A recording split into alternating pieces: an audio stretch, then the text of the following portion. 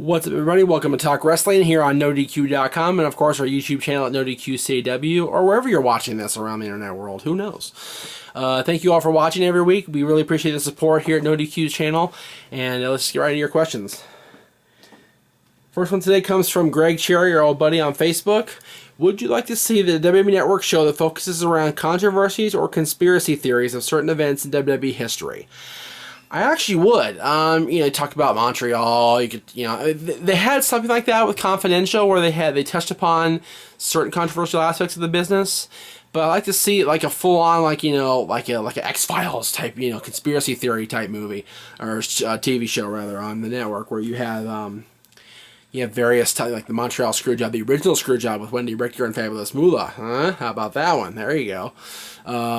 Talk about the theory that Vince Russo was sent to WCW to kill it by Vince McMahon. There's all kinds of different things you could really talk about in WWE and actually wrestling history that have been screwy or controversial, or there's been conspiracies involved, where you could probably make a few shows out of that. It'd be awesome to see. At Mr. Yuck on Twitter. Oh, I already did that one. Just kidding. Let's see. At Cam Johnson 12345 on Instagram. What are the 3 things that you feel TNA does better than WWE? Oh boy. I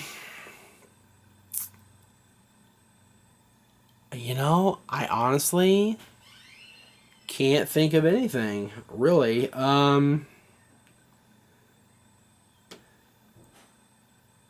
just trying to think. TNA, we all give TNA a lot of crap on the internet world. We really do. But, oh, God. I don't know. I mean, I at one point they developed younger talent than WWE did, but they don't do that anymore. I'll tell you what they do. Better than anybody else. They take the WWE castaways and they make them stars. Derek Bateman is the greatest example of a WWE castaway that got fired by WWE, let go, turned into EC3 and TNA, and was world champion for all that time, undefeated for all that time. Can't go wrong there. Can't go wrong there. This is from at Jordan Marnie on Instagram. Greetings from London, England. Who would you pay to see a fatal four-way between Randy Orton, John Cena, Batista, and Brock Lesnar? Not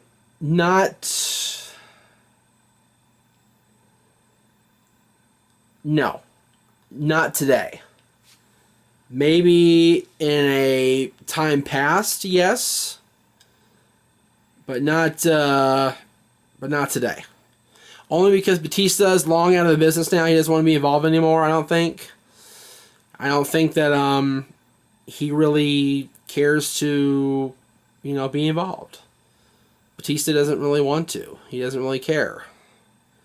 And then you got Orton, who, is almost always injured or almost always back and forth between babyface and heel. You got Brock Lesnar, who is their guy right now. And you got John Cena, who's taking time off right now. So, no, I wouldn't want to see a fatal four between those 4 guys. A few years ago, let's go even 10 years ago. Absolutely. 11 years ago. Most definitely. But not today. At John Bravestar on Twitter, will the NWA ever be a major promotion again in today's wrestling world? That's a very good question, and I would love to say yes. But the sad truth of it is, I doubt it very much. The NWA became a shell of itself once they lost their main brand, which was Jim Crockett Promotions / WCW. And the NWA seemed to put all their hopes and dreams behind Jim Crockett, and when he fell under, when he got bought out by Ted Turner and WCW refused to do NWA business, refused to adhere to the bylaws of the NWA, that was it. They tried ECW, and ECW stabbed them in the back, and you know what? Tough shit. ECW needed to be the revolutionary. ECW needed to be the new face of wrestling, and they pulled it off very, very well.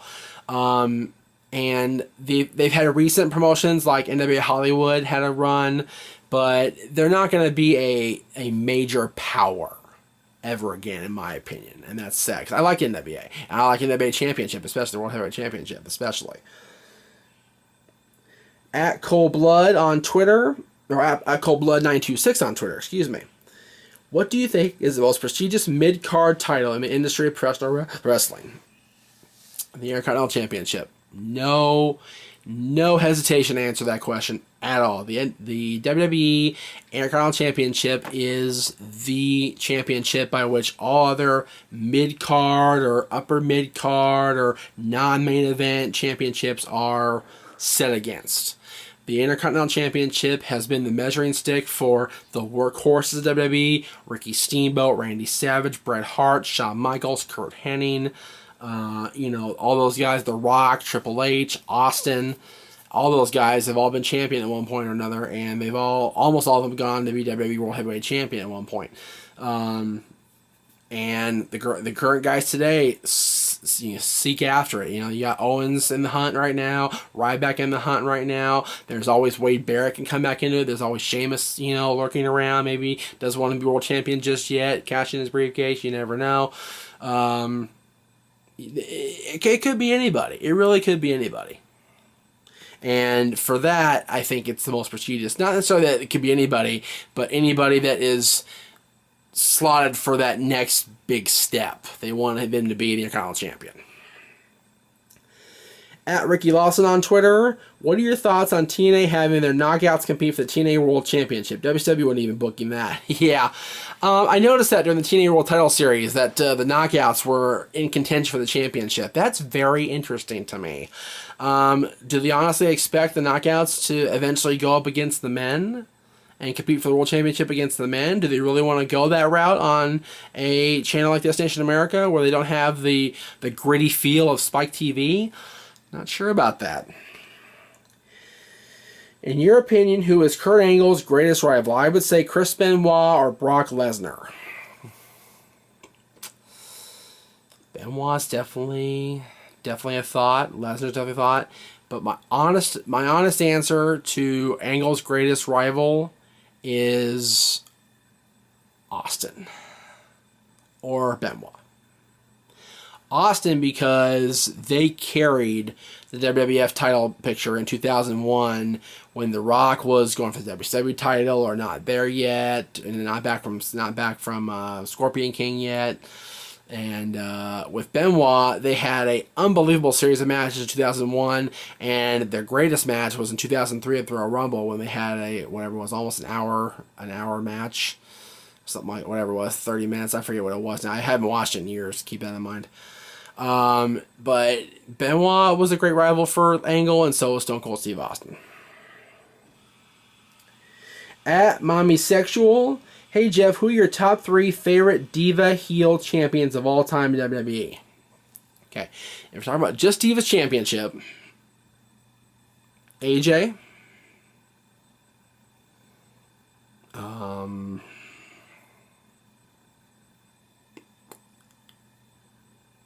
the Bellas, either one of them, and Michelle McCool and Layla. At Maestro Gamer on Twitter, Jeff, what is your greatest WrestleMania moment? For me, it is Seth cashing in. Still gives me goosebumps watching it back. Thanks. The greatest WrestleMania moment. Probably going to piss a lot of people off with this one, but that's okay. Chris Benoit and Eddie Guerrero in the ring together after Benoit became World Heavyweight Champion. Coming together for the hug and the hand raise in front of Madison Square Garden. Sold out crowd, 20,000 people. That was the greatest moment for me, personally. I thought it was such a heartwarming, feel-good moment. And now they're both gone, and it's very sad to think about it now. 11 years later, almost 12 years later now. But that's my favorite. This is from at Mr. Yuck on Twitter. Would you like to see, and what odds are there of beer money wrestling in WWE? And what are your thoughts on Storm and Rude? Well, we've seen Storm in NXT. Haven't seen Rude yet that I've seen. But I like Beer Money. I always did like the tag team of Beer Money. I always liked them individually. I liked their feud for the TNA Championship a few years ago. More than a few years ago now, God. They're both good. They're both solid. Bobby Roode is one of, if not the best pound for pound guy in TNA, in Global Force, wherever you want to call he's from. He's just awesome. And James Storm is one of those guys that stuck with TNA through thick and thin to the bitter end nearly, and then ended up in NXT and shocked the world a few weeks ago. That was unbelievable how that happened. So for me, both those guys in NXT would be awesome as a team or as a feud even. That'd be awesome too. Thank you guys for watching so much again. Appreciate the support. We will see you guys next time with more Talk Wrestling.